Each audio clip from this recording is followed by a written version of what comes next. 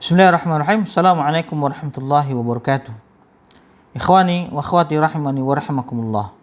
Hendaklah kalian di atas sunnah Rasulullah sallallahu alaihi wa alihi wasallam.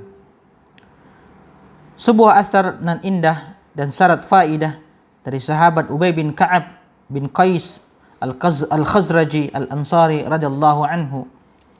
Beliau berkata, "Alaikum bis sabili was sunnah.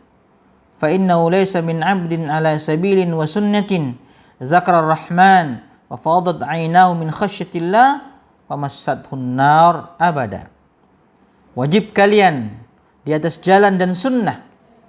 Siapapun yang berada di atas jalan dan sunnah kemudian meneteskan air mata karena takut kepada Allah Subhanahu wa taala, pasti tidak akan disentuh api neraka.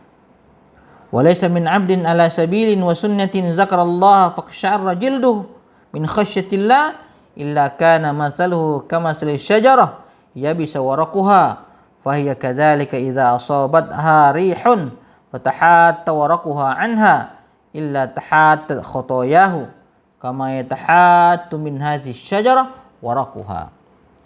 Siapapun yang berada di atas jalan dan sunnah kemudian kulitnya bergetar karena takut kepada Allah Subhanahu wa taala, niscaya perumpamaannya seperti pohon yang daunnya kering lalu diterpa angin, seperti itulah dosa-dosanya yang berguguran.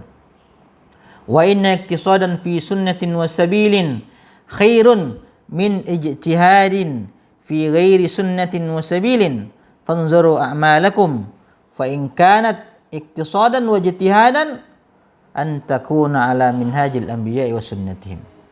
Sederhanalah dalam beramal di atas sunnah, itu lebih utama daripada bersungguh-sungguh di atas jalan yang menyelisih sunnah.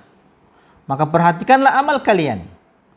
Apapun keadaan kalian, baik sederhana beramal atau bersungguh-sungguh beramal, untuk senantiasa di atas manhaj para nabi dan sunnah mereka. Ikhwani wa akhwati rahimani wa rahimakumullah. Asar ini adalah asar yang datang dari sahabat Ubay bin Ka'ab, menunjukkan dalamnya pemahaman beliau radhiyallahu anhu atas agama Islam. Baik, terdapat kaidah-kaidah yang agung di dalam asar ini. Ada 4 kaidah. Kaidah yang pertama adalah al-Islamu huwas sabilu was sunnah. Islam adalah jalan dan sunnah. Jalan dalam Al-Quran itu hanya satu, yaitu as-sabil, satu jalan. Dan sunnah itu adalah Islam. Karena itu berkata Imam Al-Barbahari dalam kitabnya Syarhus Sunnah, "Ailam rahimakallah annal islamu huwa sunnah wa anna sunnah hiyal islam." Ketahuilah semoga Allah Subhanahu wa taala merahmatimu, sesungguhnya Islam itu sunnah dan sunnah itu adalah Islam. Karena sunnah itu makna umumnya adalah jalan yang ditempuh yang mencakup keyakinan, mencakup ucapan, amalan yang zahir maupun yang batin. Dan itulah Islam. Maka Islam itu jalan dan sunnah. Itu kaidah yang pertama. Kaidah yang kedua, al-Islamu yuharrimul 'abda 'alan nar. Islam mengharamkan seorang hamba dari api neraka.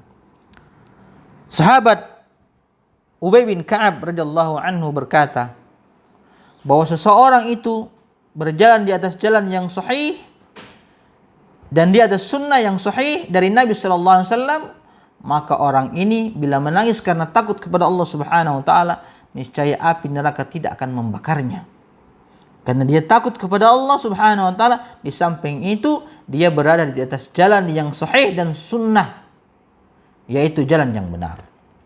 Adapun apabila dia hanya takut kepada Allah Subhanahu wa taala namun bukan di atas jalan yang sahih, bukan di atas sunnah, bahkan di atas jalan yang menyimpang, di atas jalan bid'ah, maka tangisannya, kekhusyuannya, dan rasa takutnya tidak berguna baginya sama sekali.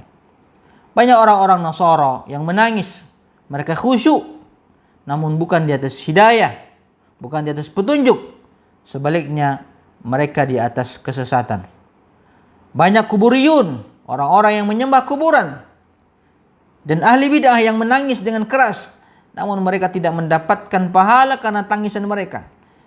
ia tidak bermanfaat bagi mereka di sisi Allah Subhanahu wa taala, karena mereka tidak di atas jalan, tidak di atas sunnah. Jadi penilaiannya bukan tangisan atau kekhusyuan, tetapi yang menjadi dasarnya, menjadi pijakannya adalah di atas sunnah, di atas jalan Allah Subhanahu wa taala.